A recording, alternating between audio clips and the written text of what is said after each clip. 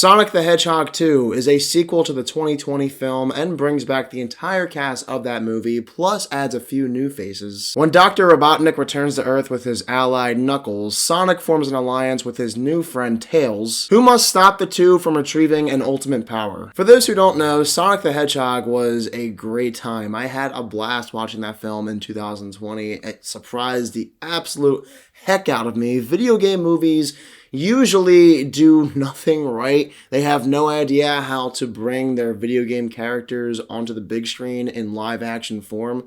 But Sonic the Hedgehog knew exactly what to do, and it succeeded in every way possible. So for that reason, I was pumped to see the sequel. The moment the first movie ended, I could not wait for the next. And here's the deal. Sonic the Hedgehog 2 does everything the first movie did well, plus there is more fan service in this movie. We get Tails, Knuckles, there's Easter eggs. Dr. Robotnik is back in this film, played by Jim Carrey, who is spectacular once again. I knew if the first movie did good and made money, it would get a sequel. Little did I know how much fan service we would get in the sequel, though. I expected maybe to see Tails. I never expected to see both Tails and Knuckles, and eventually I'm sure we'll see more characters in the third movie when that comes out. Just everything is on point, though, when it comes to capturing the vibe of a Sonic the Hedgehog movie. They know exactly what this movie is supposed to be. It's a family-friendly movie that's tons of fun, has plenty of action, there's good humor, the casting is on point. Jim Carrey, I'll just talk about him again. The guy is a legend. I love how they decided to cast him as Dr. Robotnik for the first and the sequel. I could not imagine anyone else pulling off this character as well as Jim Carrey. Jim Carrey has revitalized his career through this character, because before these movies, I couldn't tell you what Jim Carrey's last prominent role was, but he takes this character and runs with it, does everything he has to do in order to make this character a lot of fun to watch on the screen.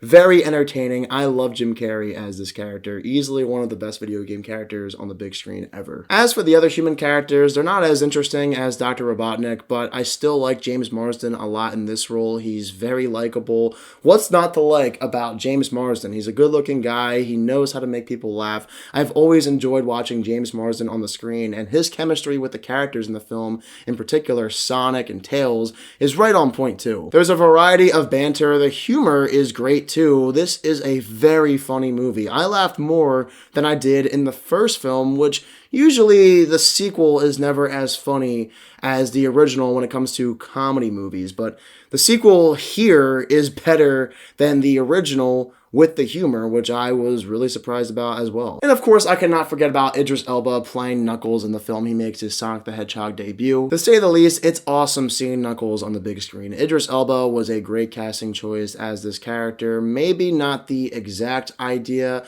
that everyone had for the voice actor of Knuckles, same with even Sonic or Tails, but for this version of the Sonic the Hedgehog story, I think it works really well. Idris Elba has a very deep voice, and Knuckles in the film is really powerful, so those two go hand in hand. But Sonic the Hedgehog 2 isn't as good as the original movie, and it's very clear why. First and foremost, Sonic the Hedgehog 2 is a longer movie by close to 25 minutes. The first film rolls into about an hour and 30 runtime, whereas this movie is closer to 2 hours. It is pretty long for a kid's movie. The original was trimmed down and concise. I get it. This movie had to be longer because you're introducing more characters like Tails and Knuckles, but I think they could have found a way around it. There are some scenes in the movie that did not need to be in the film, and that's my other main problem with Sonic 2. Sometimes it feels like you're watching a different movie. There's a collection of unnecessary scenes thrown in the film where Sonic, Tails, and Knuckles are nowhere to be found. Not even Dr. Robotnik are in these scenes.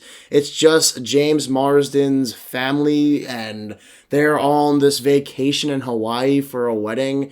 They choose to focus a good portion of the film on this subplot, which wasn't necessary, I don't think. I still laughed a good amount in those scenes, but from time to time it felt like they were trying to do too much. There was no need to have as many storylines or scenes in this film. It should have been just an hour and 30-minute runtime. Being this long into the review, I think you guys have a good idea of how I feel about the sequel. It's another good Sonic the Hedgehog movie. Not as good as the first, but it's close. I just wish they made the movie shorter. I am very excited for the third movie. movie. Cannot wait to see more Sonic on the screen. Hopefully it comes out in 2024. I'm giving Sonic the Hedgehog 2 a 70%. Too bad more video game movies can't capture the vibe of their characters like these films. It's not that hard, just do what the fans ask for, and that's all it takes. But for those of you who also saw Sonic the Hedgehog 2 this weekend, be sure to let me know down below in the comment section what your thoughts are of it. Next up, I'm finally getting around to seeing Ambulance as well as Fantastic Beasts 3, and I will have a very special Batman ranking for you all. Of course though guys, as always, if you are new to my channel, click the subscribe button and give this video a thumbs up if you enjoyed it. Thank you all so much for watching this video, and I hope you all have a fantastic day.